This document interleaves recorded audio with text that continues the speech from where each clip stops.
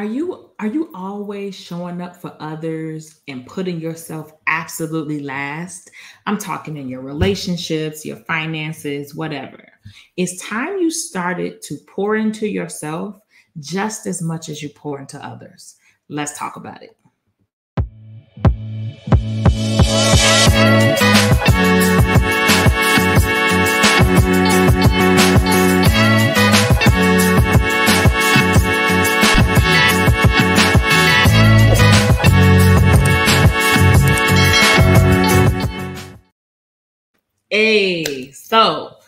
Hey goalies, welcome back to the channel. I wanted to talk about this because this is something I see with my clients.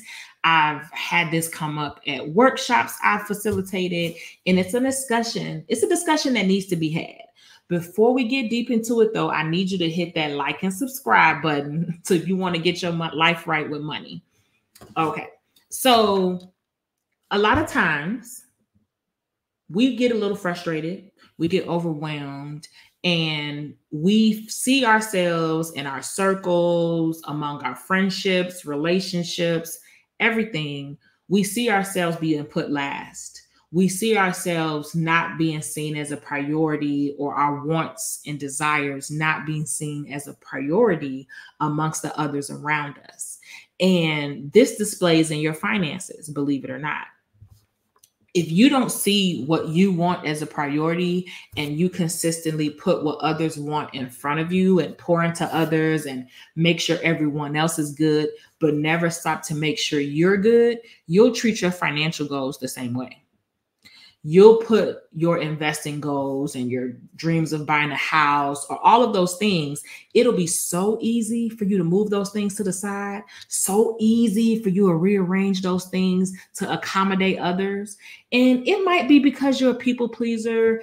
It might be because you genuinely want everybody else to be good, and that makes you feel good when you know everybody else is good. But in reality, it's kind of hurting you.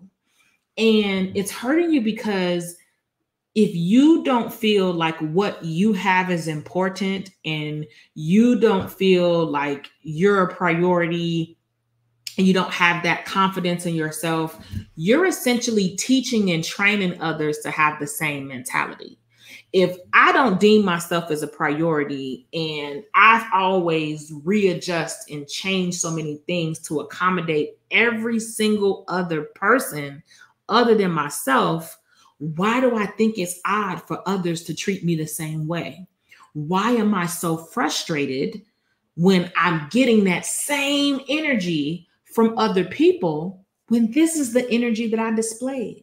This is the masterclass that I have taught to everyone around me. Even when I sit and I do pick something out for myself, I put money towards a financial goal, the slightest thing that comes up for somebody else, I'm so quick to be like, oh, well, I'll do that later. Okay, we'll worry about that later. I've basically built a reputation of being last place.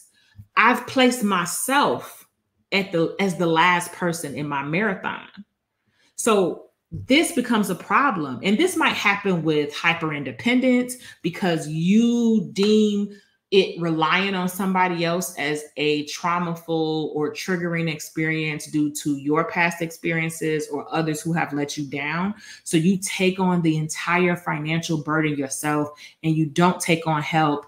And when somebody else does offer you help, you're like, oh, well, no, that's okay. I got it. I don't want to be a burden to you. You know, I don't want to put anything on you that you can't handle. Well, I know you got all these things going on. You got all these things going on too, sis. I don't know if you know it, but if you are an adult in the year 20 of 24, chances are you have a lot going on. And so that kind of applies to all of us in this moment. So the fact that you feel like it's considerate enough that they have so much going on, you have to give yourself that same consideration. Next, if you find yourself putting everybody before you financially, this can look like when it comes to your financial goals, and that could be learning how to invest or building your brokerage account. That can be buying a house. That can be paying off debt. Every time you make progress towards your goal, it'll be so quick for you to set yourself back, and you won't feel bad about it at first, because you'll see yourself as helping somebody else. Somebody else is good, this. But then when you sit back and you start to reflect, or you make the decision again, like, okay, I'm ready to buy this house. And now you go look at your finances. Now you're upset. Now you're feeling overwhelmed. Now you're feeling down. You're critiquing yourself. You're telling yourself you feel like crap. You're doubting yourself. You're like, oh, well, I should have been here by now. I should have accomplished this by now. And in that moment, you forget that you have sacrificed so much of yourself and what others have done to thrive because of your sacrifices. In that moment, for some reason, we get a bout of amnesia and don't think about the fact that, yes, I am not where I think I should be, but look at what my sacrifices has done to level up others and to help others thrive and to help benefit others. This to me is most common in parents. As mothers, a lot of time, that's how we're trained. That's how we're raised. That's what's ingrained in us.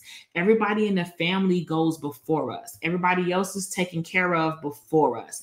Once the whole household is good, then we are good. Once everybody else has ate and are okay, now I can sit down and eat my cold plate of food that I've probably ate so much of while I was cooking.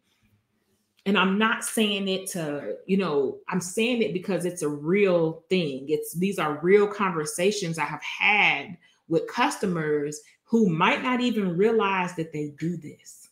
They might not have even noticed because it has become such a habit and norm to them that they think it's normal. And it's not normal. And that's what I'm here to tell you. It does not have to be normal if you don't want it to be normal. Okay. The power of being very intentional about your financial goals, being intentional about your money moves is transformational. And that looks like it's two simple things that you can start to do today, because it's not going to be an overnight process. You didn't start to teach them to put you in last place overnight. This is typically something you have trained them over the years. So it's going to take you slowly working on that process, because you're going to need some practice yourself to be adamant about it. So one thing I want you to do is build some financial boundaries, build some thresholds. If you have somebody who borrows money from you a lot and you find yourself putting yourself in a bind to loan them money or to give them money, determine what that threshold is. If I have under this amount in my account that's available, I ain't got it. If I know that I have this bill coming up and if I think about giving them the money and then I constantly remember all the things they're buying, or well, maybe I'll just go do this and do this to get extra. No, I don't have it. The reality is, when we continue to put ourselves last, we put the space between ourselves and our financial goals, we make it bigger and bigger. If I have 2 cups in my hand, and so say this cup is you, this cup is somebody else. So let's just say this me, and I pour into somebody else. And then they come in and they come back and I'm pouring to them again. If I consistently keep pouring into them, guess what? My cup is going to be empty. My cup is going to be empty. And now my cup is empty. I don't have any to give myself or anybody else. The goal is to remember that I can pour into others, but I have to make sure I'm pouring into myself, if not the same amount or more. It's not selfish. It's a necessity.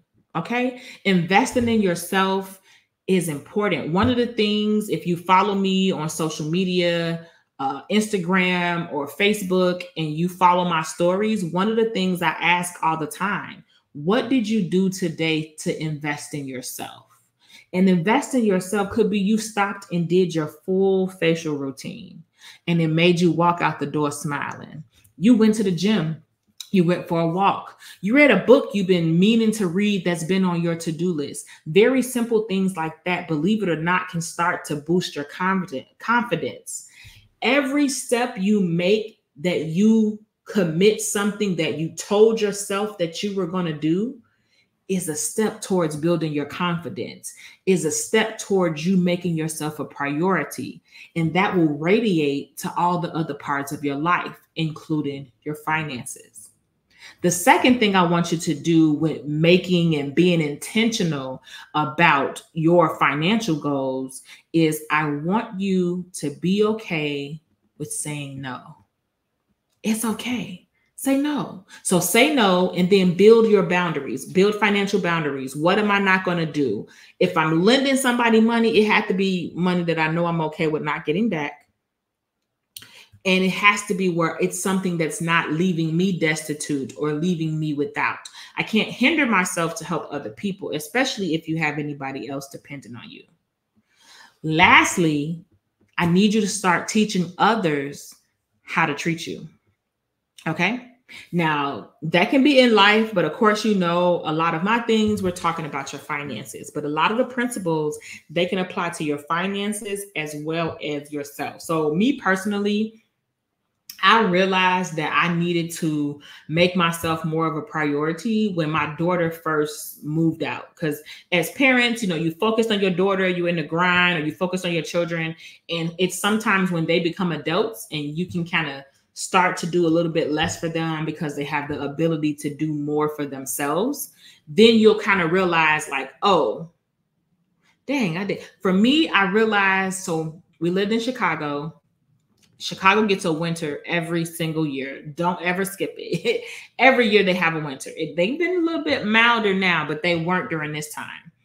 Every year I would buy her a new coat, boots. Sometimes she might use the same one, but you best believe we were checking it as soon as like September came around with the time of this video. We're checking. How does your winter coat look? Can you fit it?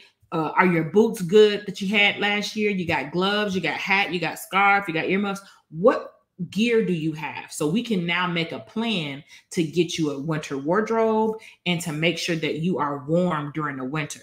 Now, mind you, us parents watching this know they lose them every winter too, especially like gloves, scarves, hat, things like that. But every year I made sure she got these things. But once she moved out, I come to realize I didn't do that for myself. When I went to, because now she's gone, I'm making myself more of a priority.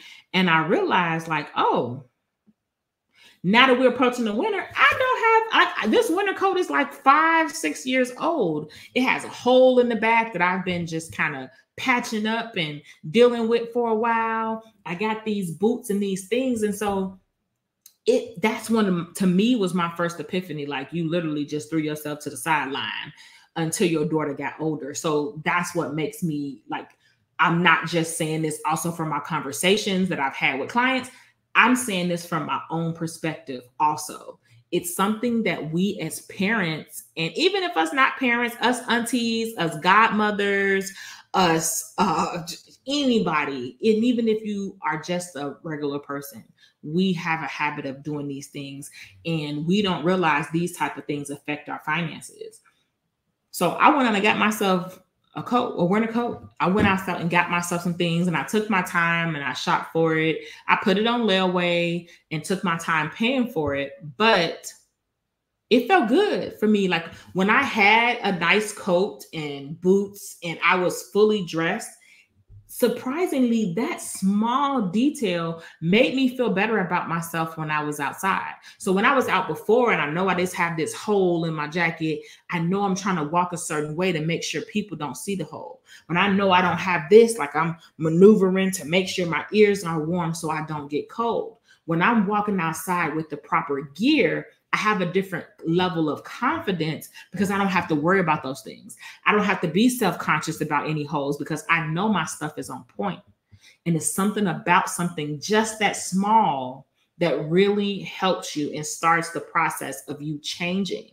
And as you do that, you'll start to make yourself a priority when it comes to others and you'll kind of stop. And just to be honest, on my last note before I leave out, you also have to understand one thing is that you created this. You taught a masterclass to all those around you of how to put yourself last. Secondly, when you start to learn to put yourself first, or you start to make yourself more of a priority, be aware some people are going to drop. Some people are going to leave. Some people are not going to be happy with the changes you are making to progress yourself, with the changes. Once you build those boundaries and you got that self-confidence, unfortunately, it might cause your circle to get smaller. But it'd be a beneficial shrink. It'd be a beneficial because that person wasn't for you in the first place. So if you have any comments about this, if you experienced this yourself, please drop it down in the comments, and then make sure you hit that like and subscribe button so you can get your life right with money. I'll catch you in the next video. Nice.